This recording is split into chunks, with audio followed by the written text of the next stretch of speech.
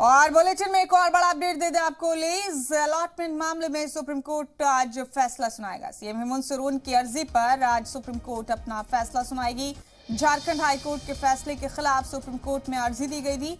आपको बता दें कि मफाद आमा की इस अर्जी की हैसियत पर सोरेन ने सवाल उठाए थे। सीएम सोरेन पर गलत तरीके से लीज अलॉटमेंट का इल्जाम।